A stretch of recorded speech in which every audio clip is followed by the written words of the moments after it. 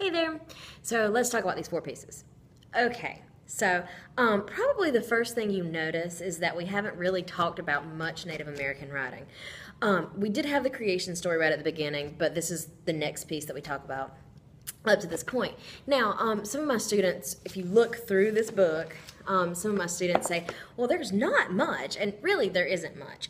And then we look at these four pieces, and actually Norton says that of these four pieces, there's only one that they can say is truly authentic, and that's the Occum piece. So the thing that's really interesting about that is, why would Norton put four other pieces in here that we can't authenticate at all? Why would they do that? I don't know. One thing that we could look at is the history of like Anglo people, and I've said this before, perpetual documenters. They document everything. They document their religion in sacred books such as the Bible. But Native American culture, so you really have to kind of think sensibilities are different, they did not write things down as much, and actually there are a few Native American cultures who just had written down, who've just kind of created written languages recently. So we kind of have to say, okay, here's the difference in sensibilities here. And if we remember, Harriet questioned that. He said, well, it's not written down, so it's not true. But you kind of have to absolutely get your mind out of that kind of realm when you're looking at this. So that may be one of the reasons that there really wasn't much written at all. And these pieces seem kind of, I don't know. I don't think they even seem terribly valid, but we'll talk about that a little bit more. So now we have these four pieces. I think probably two of the four, are really different. So we have Pontiac, it's a piece to itself, and then we have Occum. But then I think the two that are really, really similar are Tecumseh and Red Jacket. So I want to talk about Pontiac first, and this is the one. I'm sure that the reading was easy, the homework was hard, so don't worry about it. I don't take off points for wrong answers. I take off points if you don't try, and I can see that. So let's talk about Pontiac first, and I love this piece because my students, whenever we talk about it, they're like, oh, I get it. I wish I could redo my homework. Okay, so really, we're thinking about translation here, but I really wanted you to key in on just a few little things. Really, if you look at the Pontiac piece, you take your brain, you put it outside, look at this Pontiac piece. It is super, in my opinion, super heavily influenced by Anglo-Christian culture. So, I have a few things to talk about with that. So this is the one where the guy goes to meet the Great Spirit. He goes on a journey to meet the Great Spirit.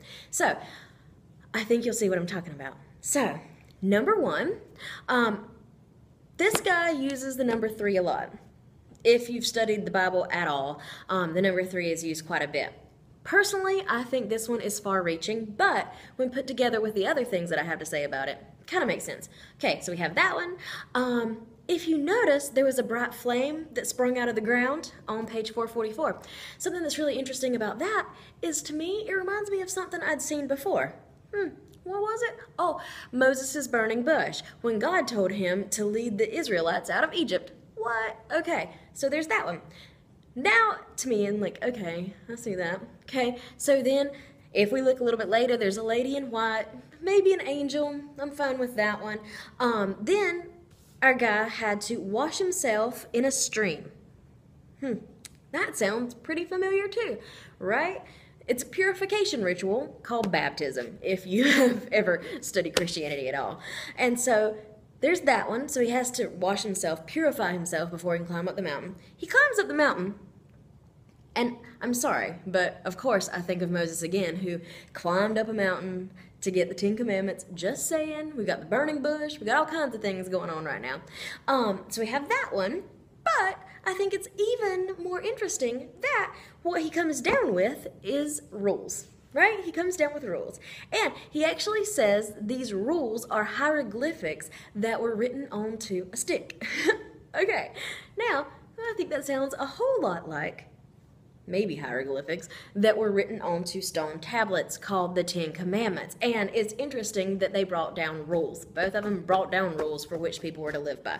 Man, now I think the story sounds really familiar. So those are really the most common things that I saw in here. So there's that part. But then we also have to think about some other problematic things that go on here. The rules themselves. I mean, obviously some of the rules are fun. The ones about alcohol, like the white man bringing alcohol, which was an issue. And then the weird thing about the King of France. Basically what we're thinking of here is that at this point we had the British and we had the Americans. Now, at this point, the Native Americans were really more with the British, right? They were more with the British because they were fighting against the settlers, which were the Americans. Now, France has kind of an interesting history there because they really were not anywhere near as nasty to the Native Americans as the British were. The British settlers who were then the Americans. You see where I'm going with that? Okay. So there's that one. But the one that makes me really, really interested is the prohibition of marrying more than one woman. Okay, fine. I just think that one's strange. It seems like that was really, really specific. And I feel like if there's a rule that's really specific, then it's meant to target a certain group that may have been marrying more than one person, i.e. Native Americans may have practiced polygamy, at that time. Now, so there's that. But the one that I think is really weird is it says they were also forbade, or they were warned against the practice of magic, which is worshiping the devil. Okay, so now, again, we're putting this kind of Anglo-Christian ideology onto a Native story. This idea of the devil, that's a Christian idea. So, I was like, it's a little too close for comfort to me. So this is why I said, like, the translation seems really interesting.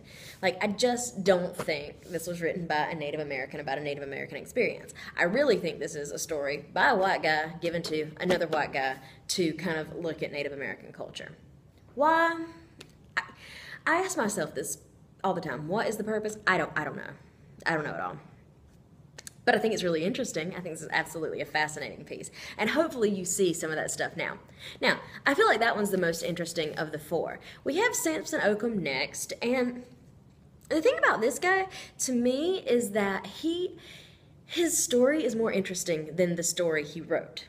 So his biography is more interesting. And so we have this guy who, for all intents and purposes, was a very good Christian. He was a Christian who was converted to Christianity, and then he became a teacher. Okay, and so one of the things he was supposed to do was that dirty Reverend Wheelock said, hey, go raise money. And so Occum left his family and went to raise money, right? Okay, and this money was supposed to support Indian schools. We'll talk about that in a second. Indian schools. When Occum got back with the money, he says quite a few things. Number one, his family was poor, starving, sick, right? There's that. Then we also have poor Samson Occum, who had worked so hard that his eyesight was failing, right? And then we have Wheelock. This guy, he said, I'll take care of your family if you do this, right? Didn't take care of the family. And then the interesting thing about that is he actually didn't build an Indian school either.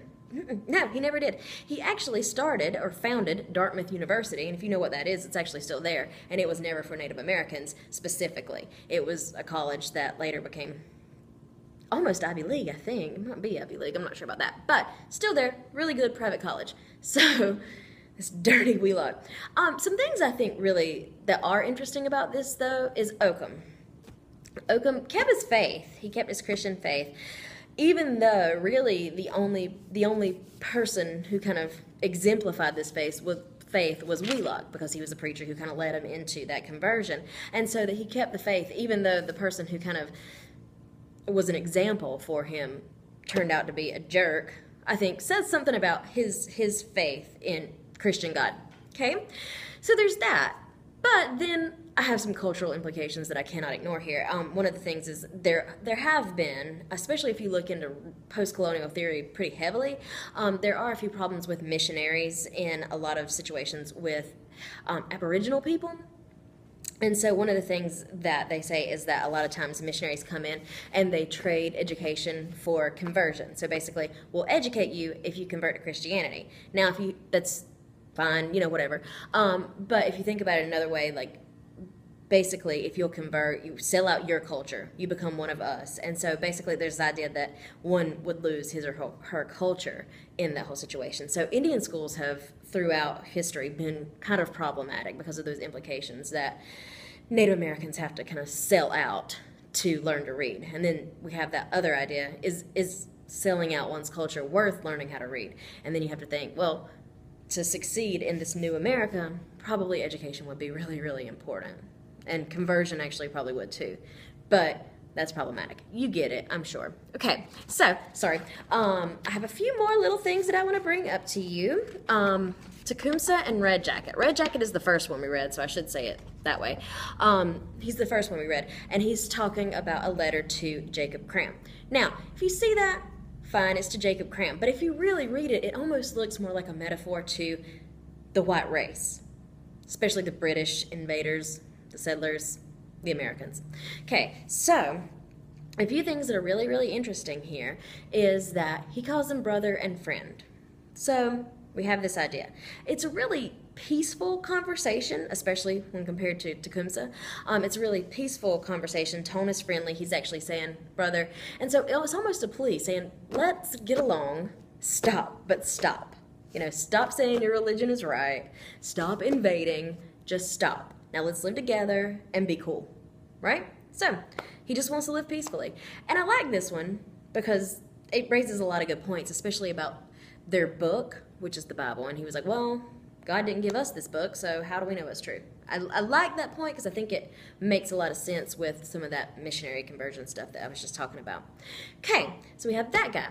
Okay, and then we have Tecumseh, who also uses friend, and he also uses brother to talk about, brother, to talk about the Osages. Now, the Osages were a tribe of Native Americans. And so the thing that's really great about that is now we have this guy who's saying he's talking to his own people. So the Osages work as kind of representation for Native Americans. And basically what he's saying here is he has those same kind of accusations, like about the alcohol, about taking the land, stuff like that.